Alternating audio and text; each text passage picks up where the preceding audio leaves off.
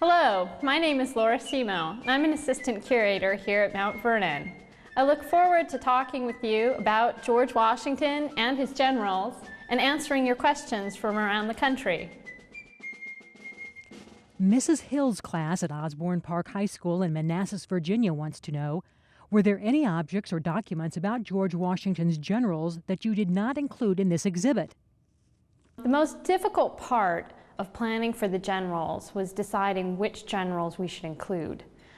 We have 81 major and brigadier generals that served under Washington during 8 years of war. And there was no way to include all of those generals and their stories into the exhibit.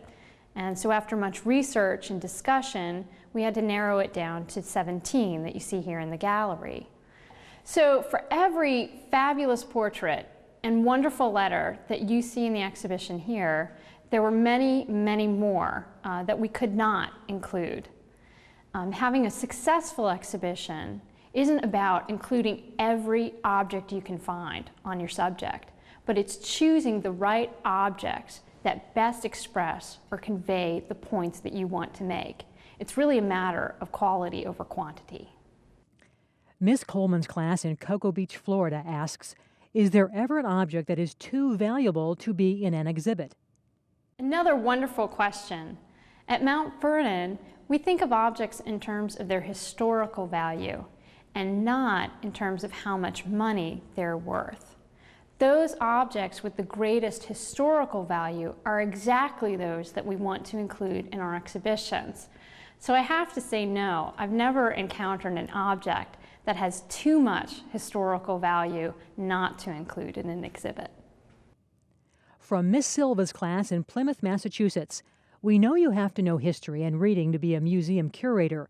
Do you need to know math and science?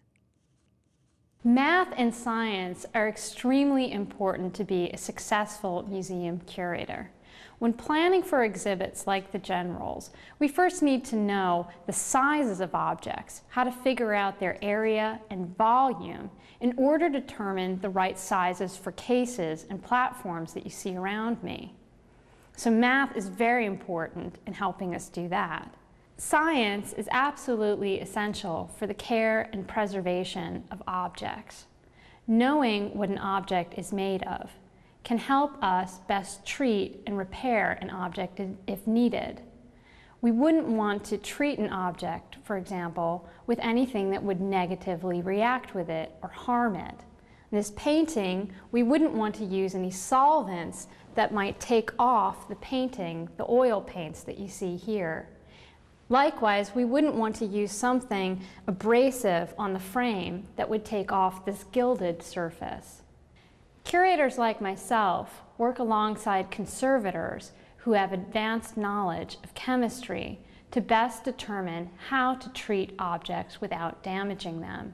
And many conservators even have advanced degrees in conservation science. Before any object can go on display at Mount Vernon, our conservators take a close look at it to make sure it can be exhibited. Treatment of objects often takes several months before an exhibition is opened. After an object comes off display, we have another close look at the object and condition report it to make sure that it is in as good condition as when we first put it out on display. Carol Nichols' third grade class at Ozark Elementary School in Arkansas is wondering, is there any object you would like to have had for this exhibit that is not available? Thank you for your question. There were a few objects we had hoped to include in the generals, but could not for condition reasons. For example, a few paintings were determined too fragile to travel from the institutions that we hoped to borrow them from. Likewise, there are some things in Mount Vernon's collection that we cannot allow other institutions to borrow for the same condition reasons. You probably don't realize this, but all the documents in the generals have to be rotated every 3 or 6 months to prevent light damage. This meant we had to find many more prints and manuscripts than what you see here at any given time. When working with Nathaniel Green, we had to then find 4 letters to rotate every 3 months that would illustrate his correspondence with George Washington about the fall of Fort Washington in October of 1777. Ms. Smith's class at the Paxton Center School in Massachusetts wants to know, how long does it usually take to research and put together an exhibition? Researching and putting together an exhibition can often take several years. Deciding on a topic requires that we look into objects, both in our collections and in other institutions, to see what themes we might want to highlight. Once objects are selected for inclusion, we have to make sure that they can be exhibited or borrowed from other institutions. It can also take several months to write all the labels that you see in the gallery. And then we work with outside exhibit designers and mount makers to make sure that our objects are appropriately displayed. The final product that you see here today took almost 2 years to put together. From Ms. Tulo's class in Brandon, Mississippi, how do you train to become a curator? To be a curator requires a college degree and oftentimes an advanced degree in a special area of study. For example, my undergraduate degrees are in art history and American studies.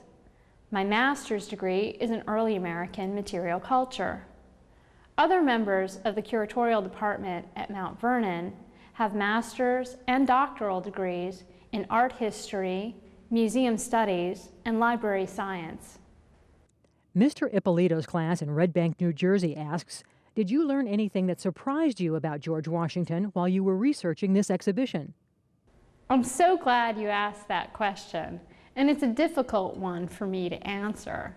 I thought I knew a lot about George Washington, but I never realized what a great manager of men he was before I had the opportunity to work on the generals.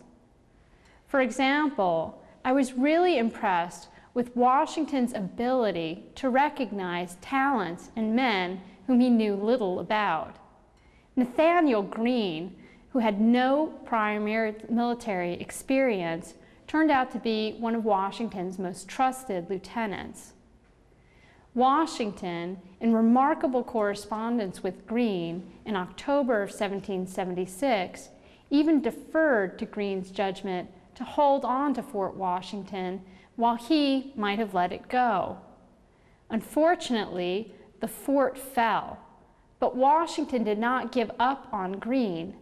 He recognized Greene's abilities, and Greene went on to become a quartermaster in the Army and also lead the Southern Army to victories late in the Revolution. I was also excited to learn more about the relationship between Washington and Henry Knox. Knox, like Greene, possessed little military experience before the Revolution. Yet Washington trusted him with the all-important task of bringing 55 tons of heavy guns and munitions 300 miles from Fort Ticonderoga to Boston during the winter of 1775 to 1776. Even before Congress commissioned Knox a general, he was freely offering Washington suggestions on how to improve the Army, and especially advocated for a well-supplied artillery. Knox would prove himself again at the crossing of the Delaware River, where he was absolutely instrumental in organizing men and equipment to make the crossing. Washington, in recognizing the talents and strengths of men like Knox and Greene, proved to be a supreme manager of men.